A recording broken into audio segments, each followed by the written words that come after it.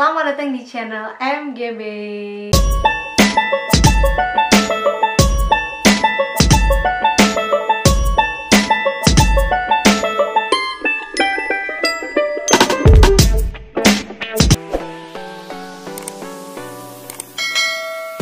Di video kali ini saya sudah bersama dengan tanaman-tanaman cantik di sini, imut, lucu dan kaya akan manfaat, yaitu microgreens. Sebelum kita bahas lebih lanjut, yuk kita kenalan dulu dengan apa itu microgreens. Ya, microgreens adalah tanaman yang ukurannya itu lebih besar daripada kecambah atau sprout, tapi lebih kecil dari tanaman dewasa. Jadi sayuran itu yang biasa kita konsumsi itu ada beberapa stage pertumbuhan atau beberapa tingkat pertumbuhan.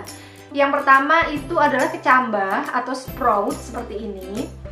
Lalu ada juga microgreens seperti ini, microgreens. Lalu ada baby greens, tanaman yang masih remaja.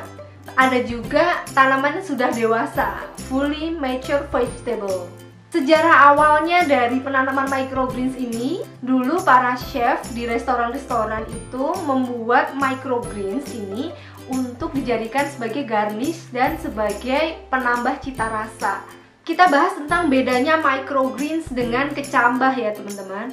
Kalau kecambah atau sprout itu dia masih ada akarnya dan dia tumbuhnya di tempat yang gelap dan lembab. Sedangkan microgreens itu tanaman kecil seperti ini. Kita akan konsumsi hanya batang dan daunnya saja. Sedangkan akarnya tidak kita konsumsi. Tumbuhnya di tempat yang terang dengan sirkulasi udara yang baik. Microgreens bisa kita panen ketika sudah muncul daun sejati, teman-teman. Nih, ini adalah cotyledon atau daun lembaga, daun yang bawaan dari benih. Microgreens dipanen ketika umurnya 14-21 hari ya.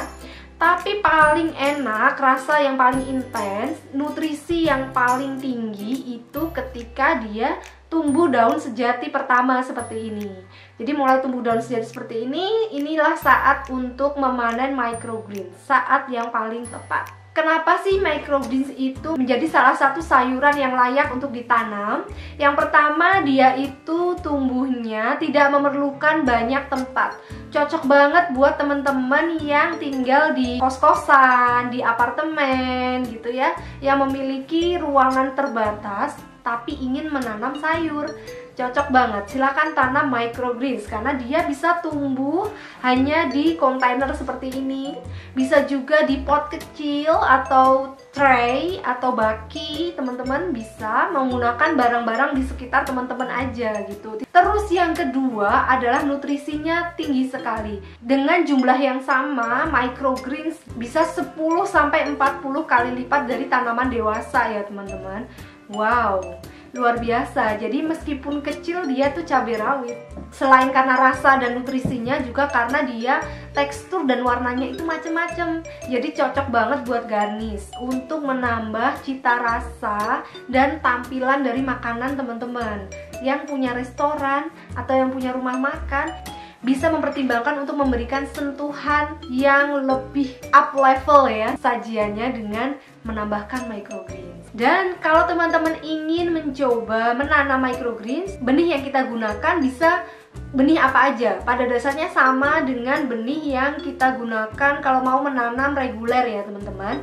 Hanya saja yang perlu diperhatikan, pilih benih yang tidak ditreatment dengan bahan kimia. Kan langsung kita makan ya teman-teman. Kalau ditreatment dengan pestisida atau anti jamur atau apapun itu yang bersifat bahan kimia sintetik, itu masih menempel di benih ya. Takutnya ketika kita panen masih tersisa teman-teman, nggak hilang. Nah, di sini saya sudah menanam microgreens bunga matahari.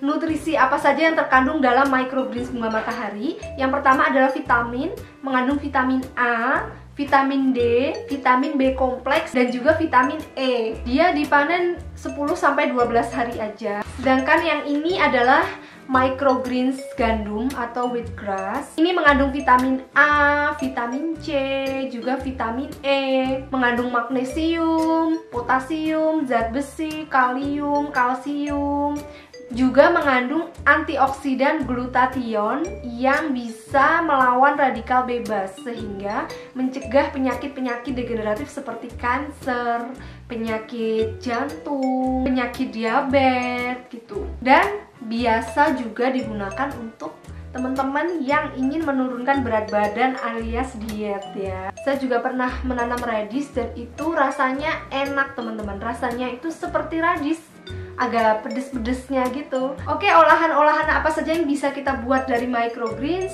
Di antaranya adalah smoothies, juga buat salad, bisa juga untuk wrap, bisa juga untuk burger, untuk sandwich, dan juga untuk tumisan. Begini cara menanam microgreens step by stepnya. Pertama kita siapkan wadah, bisa kontainer, pot atau apapun itu yang bawahnya berlubang agar kelebihan air bisa terbuang, tidak terjebak di dalam pot yang bisa menyebabkan kebusukan. Lalu kita isi dengan media tanam. Saya menggunakan tanah ya, tanah biasa aja bisa. Atau kalau mau menggunakan rock wool juga bisa ya teman-teman. Ini contohnya saya punya benih wheatgrass dan juga benih bunga matahari. Bunga matahari itu mudah sekali ditanam ya teman-teman. Silahkan klik tombol di atas untuk mengetahui bagaimana cara menanam bunga matahari ya. Nanti kita bisa panen banyak sekali benih bunga matahari ya. Kalau bingung mau diapain, salah satunya bisa kita buat untuk microgreens. Kalau benih bunga matahari, agar mempercepat proses pertumbuhannya, bisa kita rendam semalaman. Wheatgrass juga bisa sebenarnya, tapi menurut saya cukup mudah dibandingkan dengan biji bunga matahari yang memang ada lapisan kerasnya teman-teman. Kita rendam semalaman, setelah itu kita taburkan di permukaan media tanam, kita siram, lalu kita tutup. Lebih cepatnya lagi kita tutup dengan plastik warna hitam atau kita masukkan ke dalam ruangan gelap ya.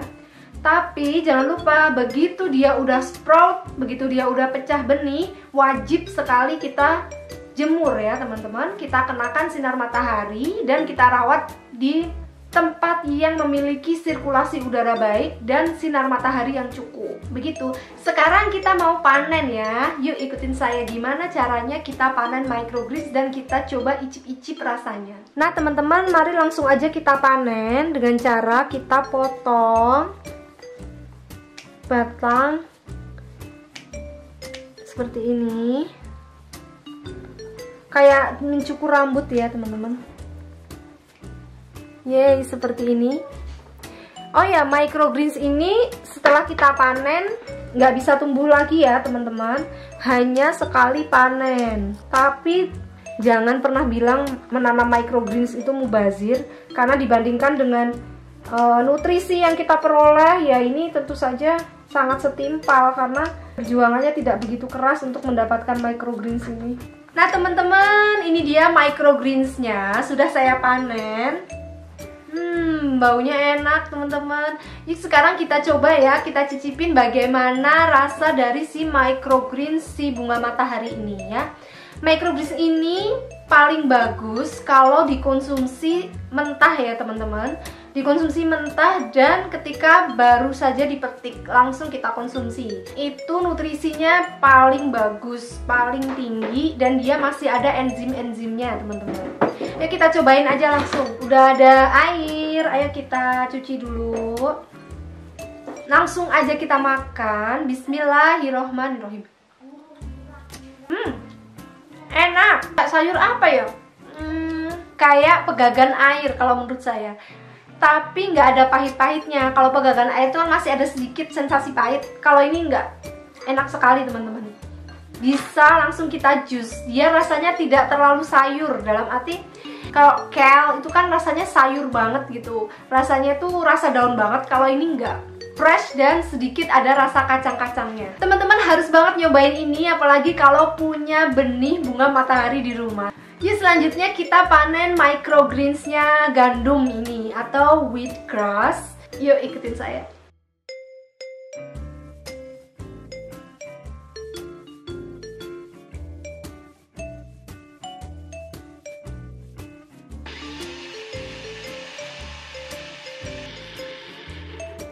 udah ada ini jus wheatgrass, warnanya hijau seperti ini. Seperti apa rasanya? Langsung aja kita coba. Bismillahirrahmanirrahim.